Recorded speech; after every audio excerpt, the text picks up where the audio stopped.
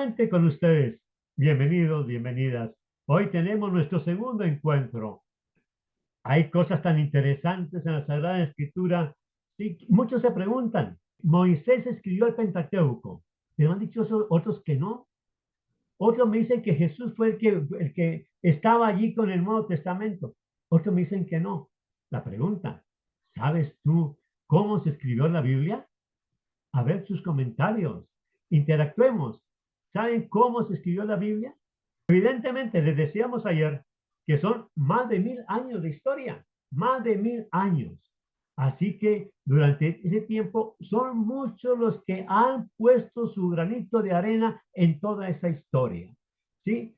Así como para tener una idea, les muestro esta realidad, más o menos, o en realidad, o es una hipótesis, si me permiten decirlo, de cómo pudo haber sido aquello de la historia de la Biblia. Cómo se fue entendiendo esto en aquel momento.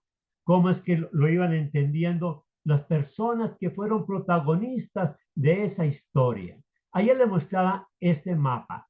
Bien, hoy vamos a mirar aquí un poquitico sobre qué pasó en aquella época, en qué momentos, cómo se fue desarrollando esa historia de la Biblia, qué fue pasando allí en aquella experiencia que había. Es una historia larga, bastante larga, ¿sí? Como historia podríamos hablar lo siguiente para abreviar un poco. La época del Éxodo, que es como el hecho fundante del pueblo de Israel como tal, comienza su historia, ¿sí? Es ahí donde ellos empiezan a identificar que tenemos un punto de partida y se van sucediendo acontecimientos que ellos van llevando en su memoria, ¿sí? Y es que hay un momento de conquista de la tierra. Sabemos por el Éxodo, lo que nos dice la Biblia, salieron de Egipto.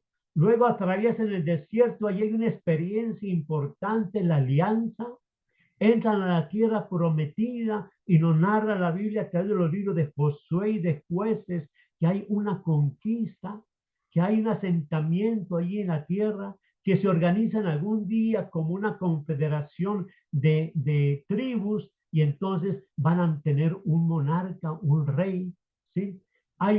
Surgen unos personajes importantes que son los profetas, va pasando la historia. Sí, llega un momento dado en que se dividen aquellas 12 tribus en dos grupos, y hay un grupo en el norte, otro grupo en el sur.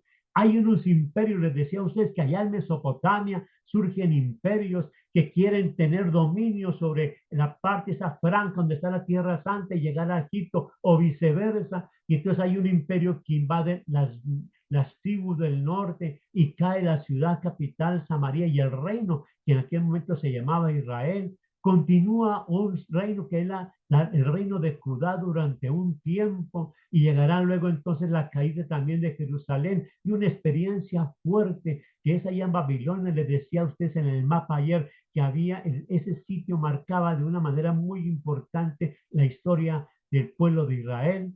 Vienen luego otros imperios como el imperio persa, quien permite el retorno de Babilonia a la ciudad de Jerusalén y a la tierra de Judá.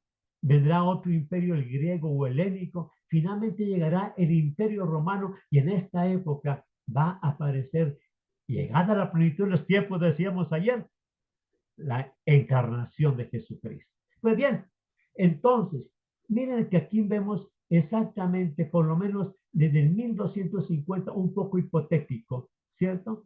Pero digamos que la escritura comienza a tener ciertos registros cerca del año 1000 y hasta el año 0, podríamos hablar, en el año 50, hoy por hoy, hipotéticamente se dice que se escribió el último libro del Testamento 1 o Antiguo Testamento, el libro de la sabiduría. Así que miren, aquí fácilmente tenemos un milenio de escritura. ¿Quién escribió la Biblia? Muchas personas, muchos personajes a lo largo de ese milenio, de esos siglos. Unos escribieron, pero sobre todo otros fueron teniendo aquella experiencia importante de encuentro, de conexión.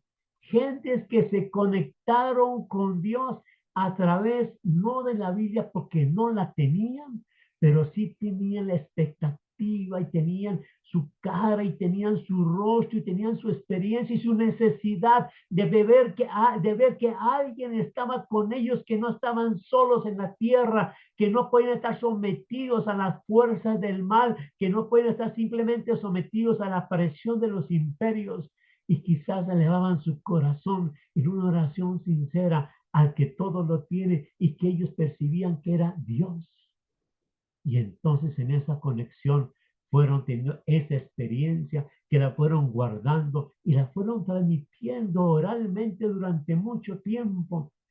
Y van pasando los siglos y van pasando los tiempos y siguen transmisiones. Y llega un momento, este del exilio, donde hay una catarsis fuerte, porque ellos habían perdido en ese momento el exilio, la ciudad santa de Jerusalén, habían perdido el templo, habían perdido el rey y habían perdido la tierra porque los habían exiliado a Babilonia.